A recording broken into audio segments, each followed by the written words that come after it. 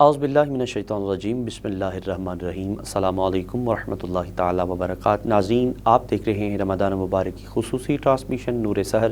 میں ہوں آپ کا میزبان علامہ محمد کاشف مدنی۔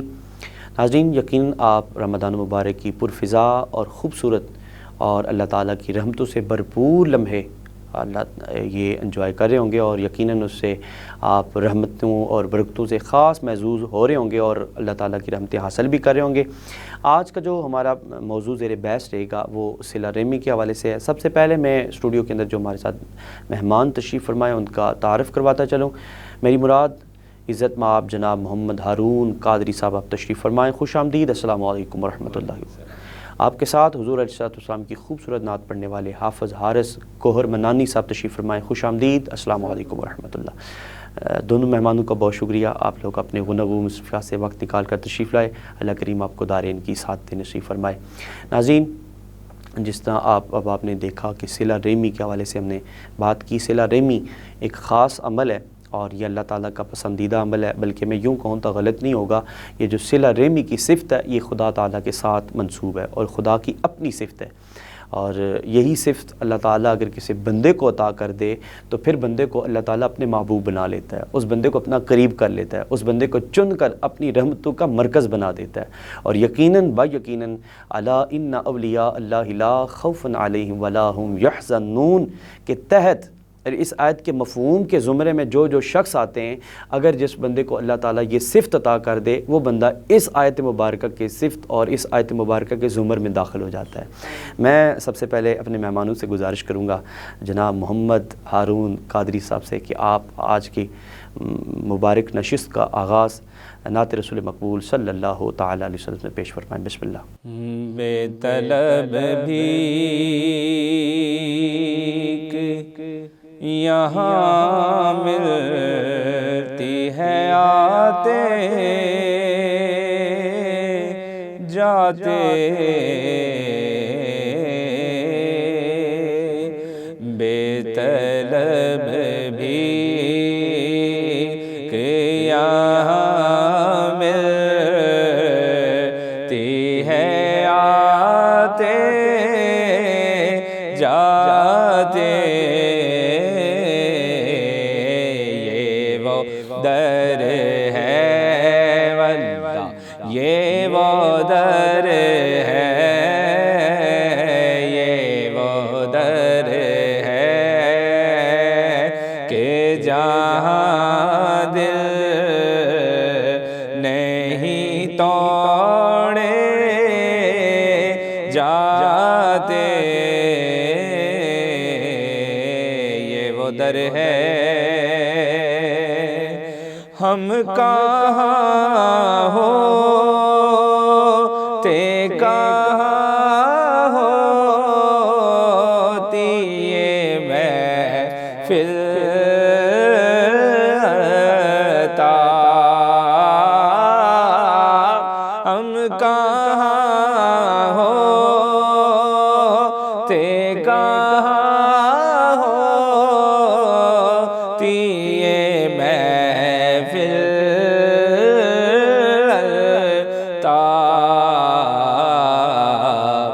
خاک کربل پہ اگر سر نہ کٹائے جاتے، یہ وہ در ہے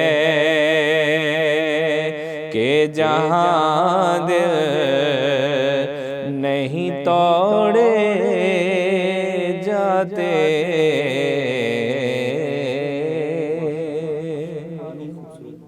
لجپال نبی میرے درداں دی دوا دینا، لجپال نبی میرے درداں دی دوا دینا، لجپال نبی میرے درداں دی دوا دینا، لجپال نبی میرے دردادی دوا دینا جد وقت نزا آوے جد وقت نزا آوے دامن دی ہوا دینا لجپال نبی میرے درداں دی دوا دینا اور میں نعت تیری پڑھنا میں ذکر تیرا کرنا میں نعت تیری پڑھنا آقا میں ذکر تیرا کرنا اس ذکر دی برکت نال اس ذکر دی برکت نال میری قبر وسا دینا لجپال نبی میرے درداں دی دوا دینا اور سائم دی تمنا روے آ کے مدینے وچ سائم دی تمنا روے آ کے مدینے وچ بھاوے تیبہ دے کتیاں دے بھاوے تیبہ دے کتیاں دے قدماں چے بٹھا دینا لجپال نبی میرے درداں دی دوا دینا سبحان اللہ ماشاءاللہ بڑے خوبصورت اور احسن انداز میں کریم آقا صلی اللہ علیہ وسلم کی بارگاہ میں ہدیہ عقیدت پیش کی جا رہی تھی۔ اللہ کریم آپ دونوں احباب کے عمل اور آواز انداز میں مزید برکتیں عطا فرمائے۔ ناظرین، آج کا جو موضوع زیر بحث لے کر حاضر ہیں وہ صلہ رحمی کے اعتبار سے ہے۔ میں نے پہلے بھی عرض کیا کہ صلہ رحمی جو ہے یہ اللہ تعالیٰ کے ساتھ خاص ہے اور یہ اسی کا خاصہ ہے۔ رحم کرنا یہ اللہ تعالیٰ کی خاص یہ اس کے ساتھ ہی خاصہ ہے، اور اگر بندے کسی کو اللہ تعالیٰ یہ اعزاز عطا کر دے کہ وہ لوگوں پر رحم کرنا شروع کر دے، وہ لوگوں پر مہربان ہو جائے، تو پھر اللہ اسے الا ان اولیاء اللہ لا خوف علیہم ولا ھم یحزنون کے زمرے میں داخل کر دیتا ہے۔ اور ایک موقع پر اللہ کریم نے ارشاد فرمایا واتقوا اللہ الذی تساءلون بہ والارحام۔ مفہوم کلام کچھ یوں ہے کہ فرمایا کہ اے ایمان والو ڈرتے رہو اس کے نام پر اور جو تم مانگتے ہو، اور فرشتوں کا لحاظ کرو۔ اب یہاں پر بنیادی طور پر اگر ہم دیکھیں اس آیت کریمہ کے اندر دو چیزیں بڑی خاص بتائی گئی ہیں، اور اگر ہم غور کریں تو یقیناً یہ دو چیزیں جس کے اندر موجود ہیں وہ لوگوں پر رحم کرتا ہے، وہ ظالم نہیں ہو سکتا۔ یہ بڑی بنیادی چیز ہے۔ اب پہلی چیز ہمیں واتقوا اللہ، تقوی اختیار کرنے والا۔ اب تقوی اسی شخص میں ہوتا ہے جو اللہ سے ڈرتا ہے۔ تقوی کا تعلق ڈر کے ساتھ ہے۔ اگر اس بندے کے جس بندے کے ساتھ یہ تقوی کی آیت مبارکہ کا مفہوم جوڑا جا رہا ہے، اگر اس بندے کے اندر تقوی موجود نہیں ہے تو یقیناً یقیناً وہ اللہ تعالیٰ کے قربت یافتہ بندوں میں نہیں ہے، اور اس کے اندر رحم کا مادہ ہی نہیں ہے ابتداءً سے۔ آپ غور کریں، تقوی ایک ایسی بنیادی چیز ہے۔ یہ تو ایک الگ ٹاپک انشاءاللہ کسی نشست کے اندر انشاءاللہ ہم ڈسکس کریں گے، اور اس کے اوپر بات بلکہ کر بھی چکے ہم کافی مہمانوں کے ساتھ۔ لیکن بات یہ کر رہا تھا کہ یہ جو تقوی ہے یہ اللہ رب العزت کا ایک خاص اتنا خاصہ ہے انسان کو۔ جس انسان کو تقوی مل جاتا ہے اس کو میں یہ سمجھتا ہوں کائنات کی ہر چیز مل جاتی ہے۔ وہ کیسے ملتی ہے؟ وہ اس لیے کہ تقوی جس بندے کے پاس ہوتا ہے وہ ڈرنا شروع کر دیتا ہے۔ اب تقوی گزار جو شخص ہے وہ چور نہیں ہو سکتا، تقوی گزار جھوٹا نہیں ہو سکتا، تقوی گزار جناب وہ چیزوں کے اندر ملاوٹ نہیں کرتا، تقوی گزار لوگوں کے ساتھ دھوکہ فریب نہیں کرتا۔ یہی وہ بنیادی چیزیں ہیں جو بندہ مومن کی صفتیں ہیں۔ ہیں۔ اور یہی چیزیں اللہ رب العزت اس آیت کریمہ کے اندر بتا رہا ہے، فرمایا جس بندے کو اللہ تقوی کی دولت دے دے، واتقوا اللہ، جو تقوی گزار ہے، رب سے ڈرنے والا ہے، اسی کو اللہ یہ صفت عطا کرتا ہے کہ اللہ کریم اس کے دل میں رحم ڈال دیتا ہے۔ ایک بادشاہ کے حوالے سے میری بات ذہن سے گزری تھی ایک دفعہ، حضرت موسیٰ علیہ السلام کے دور کا ایک بادشاہ، ان کی دور سے ایک بادشاہ تھا کہ اس نے اپنی رعایا کے ساتھ بڑا ظلم و ستم کرتا، بہت ظلم و ستم کرتا، حتیٰ کہ اس کے بارے میں یہ آتا کہ وہ اپنے بیوی بچوں کو بھی اس نے نہ بخشا، ان کے ساتھ بھی اس نے ظلم ستم کیا۔ تو اس کی موت کا وقت قریب آ گیا، تو جب موت کا وقت قریب آیا، آپ بہتر سمجھتے ہیں ہر انسان جس کے موت کا وقت قریب آ جائے، چاہے وہ ظالم ہو چاہے وہ رحم کرنے والا ہو، جب موت کا وقت قریب ہوتا ہے پھر اس کے ہاتھ کھڑے ہوتے ہیں، پھر وہ بے بس ہوتا ہے، پھر وہ مجبور ہوتا ہے۔ اگر ظالم ہے تو ساری چیزیں اس کے پاس سے اس وقت چھن جاتی ہیں، اس کے ہاتھ اس وقت کھڑے ہوتے ہیں۔ اب وہ بادشاہ جناب ہاتھ اس کے کھڑے ہو گئے اور سارے ارد گرد اس کے اہل خانہ چاہنے والے سب موجود، تو وہ جاتے جاتے نا کچھ بات کہہ رہا، کچھ بات کہی جا رہی اسے، بار بار وہ کوئی بات کہہ رہا لیکن کسی کو سمجھ نہ آ رہی وہ کیا کہہ کے جا رہا ہے۔ اب کسی نے حضرت موسیٰ علیہ السلام تک وہ بات پہنچائی کہ جناب موسیٰ، یہ شخص جا رہا تھا اور جاتے ہوئے کوئی کلمات خیر کہہ رہا تھا لیکن سمجھ نہیں آئی کہ وہ کیا کہہ رہا تھا۔ حضرت موسیٰ علیہ السلام اللہ کے ہاں ملاقات کے لیے گئے اور یہ سوال کیا کہ وہ بادشاہ جاتے ہوئے کیا کہہ کے جا رہا تھا۔ تو اللہ رب العزت کی بارگاہ سے جواب آیا کہ موسیٰ جب وہ جا رہا تھا نا، چونکہ اس نے دنیا میں رہتے ہوئے سب کے ساتھ ظلم کیا، وہ جاتے ہوئے یہ بتا کے جا رہا تھا لوگوں کو کہ لوگوں میں نے ظلم کیا ہے لیکن تم ظلم نہ کرنا۔ اب میں نے جو ظلم کیا تھا اس کا صلہ مجھے موت کے وقت نظر آ گیا ہے۔ اب موت کے وقت دو چیزیں ہوتی ہیں، انسان کی نگاہیں کھل جاتی ہیں، انسان کی نگاہوں کے اوپر سے جو پردہ ہوتا ہے وہ ہٹ جاتا ہے۔ اب اس کو اپنے کیے ہوئے اچھے اعمال بھی دکھائی دے رہے ہوتے ہیں اور برے اعمال بھی دکھائی دے رہے ہوتے ہیں۔ اور کریم آقا صلی اللہ علیہ وسلم کا فرمان ہے، فرمایا جو ظالم ہے، ظالم کے ساتھ اللہ تعالیٰ رحم والا معاملہ، ظالم کے ساتھ ظلم ہی ہوگا۔ اب وہ بادشاہ جب اس کی روح نکل رہی تھی، وہ لوگوں کو یہ بتانا چاہ رہا تھا کہ میں لوگوں کے ساتھ بڑا ظلم کیا ہے، آج رب مجھ پر رحم نہیں کر رہا، مجھے اس قدر تکلیف اور شدت محسوس ہو رہی ہے، میں لوگوں کو یہ پیغام دینا چاہ رہا ہوں کہ لوگوں تم دوسروں پر ظلم نہ کرنا، میرے ساتھ یہ بیت رہی ہے، میں اس پر استغفار کرتا ہوں۔ اب اس سے ہمیں بڑی خوبصورت بات ملتی ہے کہ صلہ رحمی بڑی خاص عبادت ہے، صلہ رحمی ایک بڑا خاص عمل ہے جو اللہ تعالیٰ اپنے محبوب بندوں کو عطا کرتا ہے۔ آپ اور میں اپنے جگہ پر، آپ اور میں بھی حکمران ہیں، ہر بندہ جو ابھی حکمران بنا نہیں انشاءاللہ وہ بن جائے گا۔ ہر بندہ اپنے اپنے گھر کا حکمران ہوتا ہے، چاہے وہ باپ کی صورت میں ہو، بڑے بھائی کی صورت میں ہو، بیٹے کی صورت میں ہو، کہیں نہ کہیں اسے موقع حکمرانی کا میسر آتا ہے، وہ حکمران بنتا ہے۔ اب جب حکمران بن جاتا ہے، کریم آقا صلی اللہ علیہ وسلم نے حجۃ الوداع کے موقع پر ارشاد فرمایا لوگوں میں تمہیں ایک بات سے ڈرا کر جا رہا ہوں، جب تمہارے ہاتھ میں حکومت آ جائے، جب تم کسی کے حاکم بن جاؤ تو تمہارے نیچے جو رعایا کام کر رہی ہوگی ان کے بارے میں خدا سے ڈرتے رہنا، ان کے بارے میں خدا سے ڈرتے رہنا، خوف رکھنا، فکر رکھنا۔ اب کیوں اللہ کے محبوب نبی صلی اللہ علیہ وسلم نے ارشاد فرمایا؟ اس لیے میں بنیادی طور پہ سمجھتا ہوں کہ جب انسان کو حکومت مل جاتی ہے نا، پھر انسان نہ چاہتے ہوئے بھی اس کے اندر غرور و تکبر آ جاتا ہے، نہ چاہتے ہوئے بھی وہ ایسی باتیں بھی منوانے لگ جاتا ہے جو شاید اس کو نہیں منوانی چاہیے۔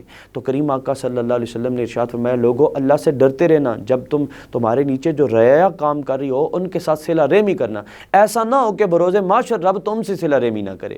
اب یہ بات قابل غور ہے کہ جو انسان دنیا میں لوگوں کے لیے جس کا دل نرم گوشہ نہیں ہے، اللہ بروز معاشر اس کے لیے نرمی نہیں برتے گا۔ ایک موقع پر میں نے حدیث مبارکہ میری نظر سے گزری، غالباً بہقی شریف کی ہے حدیث مبارکہ ہے، حضور علیہ السلام نے ارشاد فرمایا بروز معاشر چند لوگ ایسے ہوں گے کہ جو اشد ترین تکلف میں ہوں گے، بہت تکلف میں ہوں گے، اس قدر تکلف میں ہوں گے کہ اللہ رب العزت نے انہیں اس قدر عذاب دیا ہوگا کہ ان کے پورے جسم کا جو پسینہ ہے وہ ان کے سر سے اوپر جا رہا ہوگا۔ اب کچھ لوگ ایسے ہوں گے جن کا پسینہ ناف تک ہوگا، کچھ ایسے ہوں گے جن کا پسینہ سینے تک ہوگا، اور کچھ ایسے ہوں گے جو پورے عیشر عبود ہوں گے۔ اور فرمایا انہی میں سے ایک شخص وہ بھی ہوگا کہ جو دنیا پر لوگوں پر ظلم کرتا رہا، وہ بھی بروز معاشر عذاب میں ہوگا۔ اس کو راحت نہیں دی جائے گی، اس کو سکون نہیں دیا جائے گا۔ لیکن ایک دوسرے پہلو حضور علیہ الصلوۃ والسلام کا دیکھا جائے، حضور نے فرمایا ایک شخص وہ بھی ہوگا جس کا دل لوگوں کے لیے نرم ہوگا، جس کا دل گھر والوں کے لیے نرم ہوگا، جس کا دل ہر انسان کے لیے نرم گوشہ ہوگا۔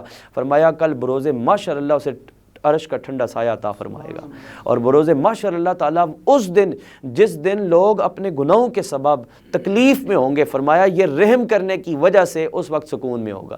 اللہ اکبر، اس سے بڑھ کر اور کیا اعزاز چاہیے؟ اور سچی بات یہ اگلی بات حضرت انس رضی اللہ تعالیٰ عنہ سے مروی ہے۔ حضرت انس کہتے ہیں کہ جو شخص یہ چاہتا ہو کہ اللہ تعالیٰ اس کے رزق میں برکتیں عطا کر دے، جو یہ چاہتا ہو کہ اللہ تعالیٰ اس کے عمر میں برکتیں عطا فرما دے، فرمایا وہ لوگوں کے ساتھ صلہ رحمی کرنا شروع کر دے۔ جو شخص لوگوں کے لیے آسانیاں اور خیر بانٹنا شروع کر دیتا ہے، پھر اللہ تعالیٰ اس کے رزق میں برکتیں نازل کرنا شروع کرتا ہے، رزق کی تنگیاں دور ہو جاتی ہیں۔ اور زندگی بڑھانے سے مقصد کیا ہے؟ آپ اور میں یہ سمجھتے ہیں کہ شاید اس کی عمر بڑھ جائے گی، ہم یہ سمجھتے ہیں شاید 2 سال 4 سال 5 سال اور زیادہ ہو جائیں گے۔ ایسا نہیں ہے، بلکہ زندگی کے اندر اللہ تعالیٰ آسانیاں پیدا کر دے گا۔ یہ آسانیاں ہی در حقیقت زندگی کو بڑھانے کا نام ہے۔ اللہ تعالیٰ کی بارگاہ میں التجا گزار ہوں، اللہ تعالیٰ آپ کو اور مجھے صلہ رحمی جیسی عظیم دولت سے سرفراز فرما دے۔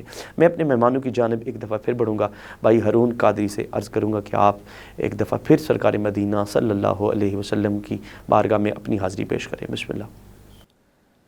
اے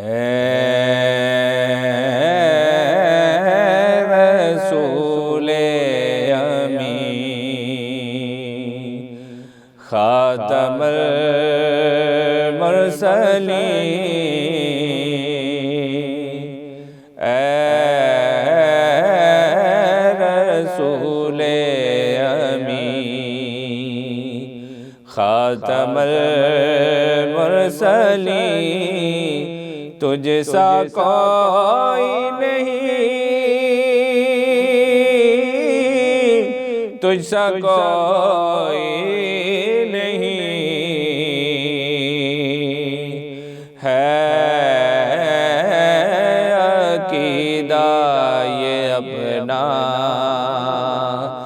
بصدق و یقین، تجھ سا کوئی نہیں، تجھ سا کوئی نہیں، اے رسول امین۔ بزم کونین پہلے سجائی گئی، پھر تیری ذات منظر پہ لائی گئی،